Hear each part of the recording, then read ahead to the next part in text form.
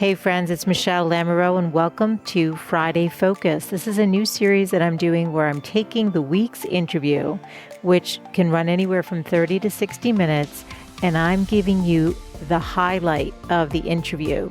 So the intention behind it is to showcase either my favorite part of the interview because it was inspirational or it had an actionable tip that you could put into effect right away and play with yourself, or it just had something really interesting that will leave you thinking.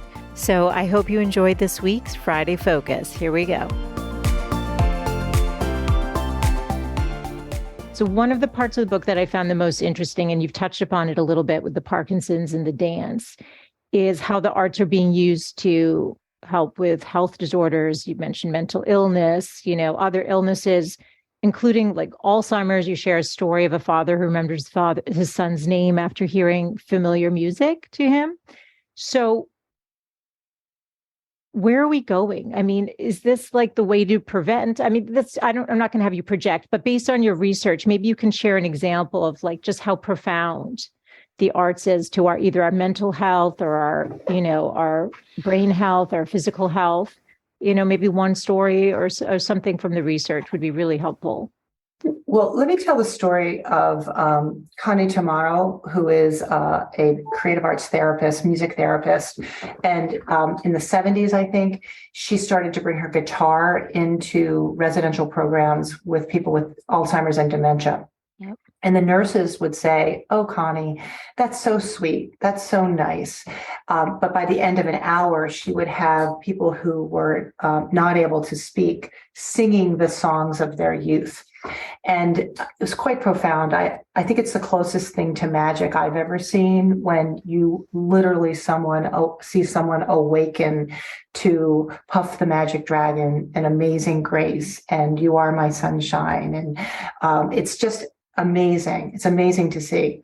Well, Connie caught the attention of Oliver Sacks, and Oliver Sacks also couldn't believe this and started to really do more research around it.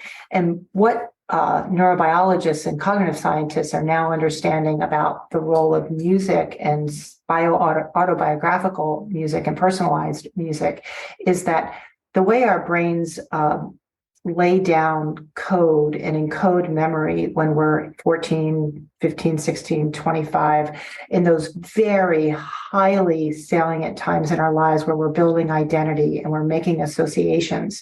Those memories first are stored in the hippocampus, the short-term memory, but then they move into multiple parts of the brain around emotion and around sense of self, around how we problem solve.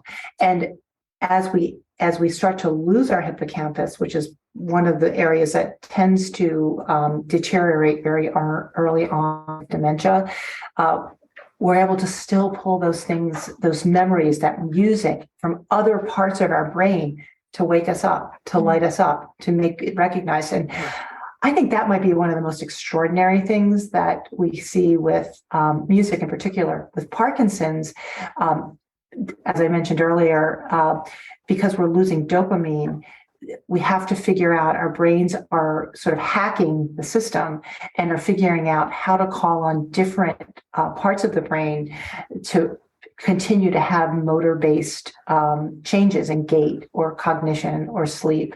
And this idea around quality of life really, really changes dramatically when you're able to move where you haven't been able to move before. And these are just a couple of examples.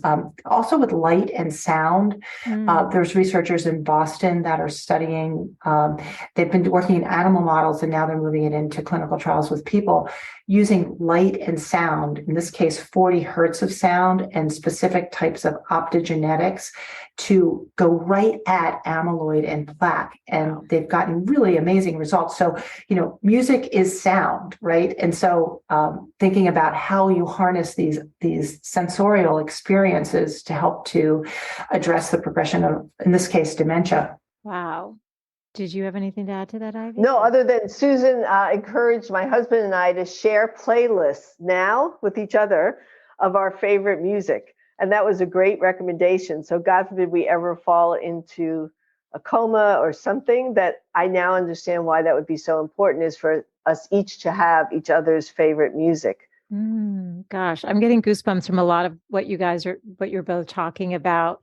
There's a viral video of a woman who has Alzheimer's, and her grandson plays for her Swan Lake. Have you seen this? Oh my God.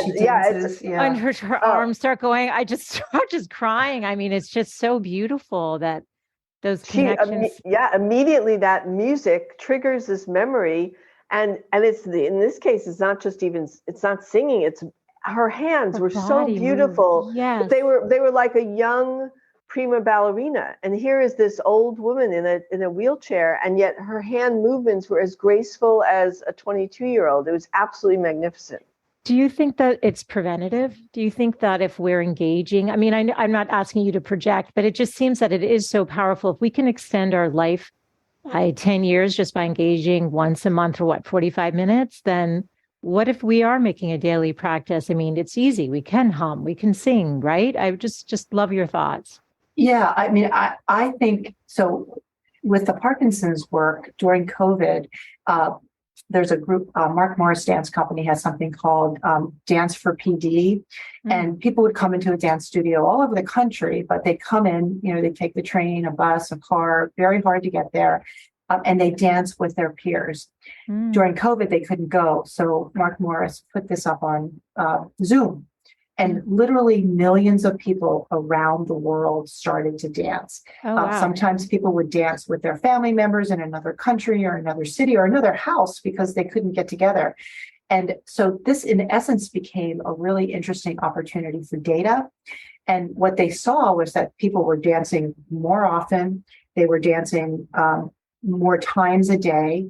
And the benefits were actually increasing the residual effects of gait and mood and sleep being better over longer periods of time.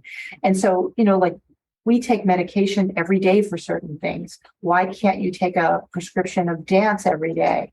And, we don't have the long-term answers for that yet, but I think it's pretty easy to understand that the more you do something, the more benefit, the better. Interest to mastery is a term in learning, but the more you do it, the more it's going to help you feel better in these cases. And so I think there's something to be said for that. We think about the arts from the NIH's perspective, the National Institutes of Health, as complementary and integrative. And so this is not to say it's an either or, but a yes and. But for resiliency, for protection and prevention for young children, absolutely. The arts are helping to build strong neural pathways that create longer resiliency, that create more ability to be able to have capacities to meet whatever life brings our way. I think as interventions, they are incredibly helpful. And I think as a practice, a daily practice, they help to keep us well and feeling that we have a sense of meaning. So I think there's lots of ways the arts really can help us. And a cure, I think, who knows, right? Who knows what the future is going to bring? Yeah. Ivy, is there anything you want to add on that, or? No, I would say one of my sound teachers even talks about a future where instead of taking vitamins, because that's frequency, and that we would be having a song composed just for us that has the musical frequencies that our body needs. And so we would instead of taking vitamins, we would listen to this song that was composed, just to put our body back in homeostasis. So I'll sign up for that world. 100%.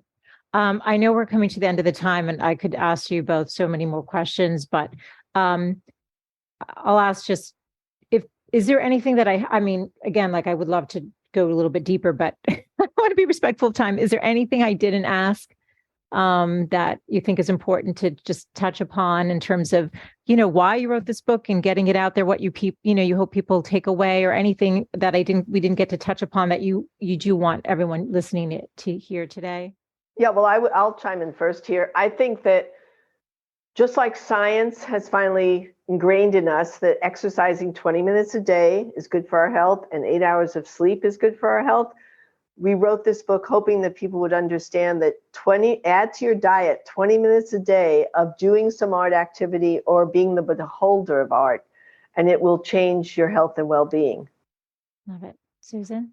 And since Ivy's gone to the individual, I'll go to the collective. The World Bank says that without strong and diverse cultures, economies can't grow, inner healing, health, and well-being suffer, and opportunities are lost. And I think because we are such social creatures that biologically evolved to belong to something greater than ourselves, we need to remember that.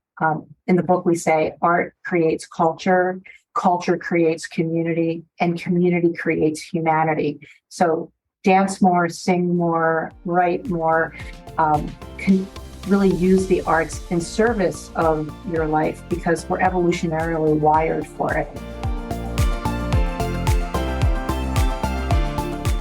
If you want to listen to the entire interview, be sure to subscribe on your favorite podcast player. You can do that right now on your phone.